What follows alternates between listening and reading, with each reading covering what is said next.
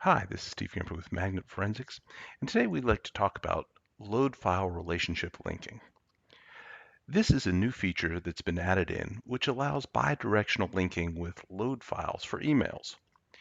When you export an email message to a load file, you now have the option of including all the attachments in that load file without having to select them for export.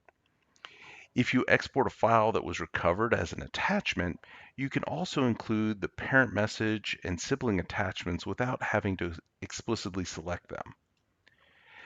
One of the use cases for this is an eDiscovery examiner finds an artifact of interest that they want to include in the load file export so they can review it in a legal review tool such as relativity.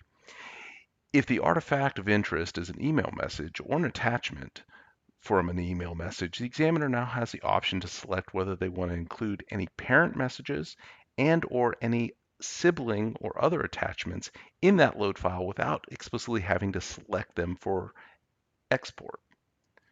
So let's take a look at load file tagging within AXIOM Cyber. Within AXIOM Cyber, we have acquired an case regarding emails. In this case, we're showing that we have loaded evidence from Scott at Initech.1's email. As we go over to our artifacts view, when this case was processed, we selected emails from Danny Bridges and from Scott Farber when we processed this case. So we wanted to see any emails between the two of these.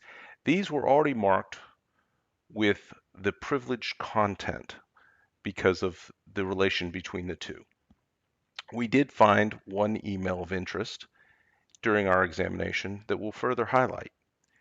We move over to Email Explorer view, and within Email Explorer, you can see the specific file that we found. In this file, we see emails between Scott and Danny. In this case, Danny has sent Scott a file. If we click on the container contents, we see that the file that was sent were first names, last names, emails, credit card numbers, and social security numbers of employees at the company. Not something that should normally be shared. From here, when dealing with load files, if you click on the parent email, the subsequent attachments, in this case, the spreadsheet, will also be included when it's tagged. From here, we're going to create an export or report, and we're going to click on Load File. When we click on Next, you can choose the items of evidence that you want. In this case, we want all tagged items of evidence. We click on Next, and you can choose the specific artifacts that you want included. In this case, we've got emails, and we have documents that were attached to those emails. So we want to make sure that both of those are collected. For items to include in your load file, at the bottom we have configure our export options.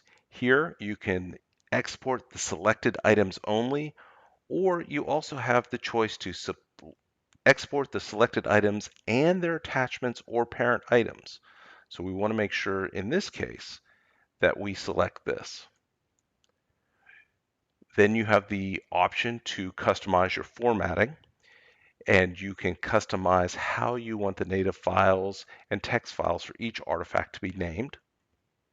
And then a preview of what that load file is going to look like. You're going to have multiple folders that are going to be within that export. Your load file will contain the native folder, a text folder, the load file.dat, and the export summary.json. With that, we click export, and we export our load file, and our load file is now ready to be taken and loaded into an external program such as Relativity. With that, I hope you've enjoyed looking at load files. Thank you for joining.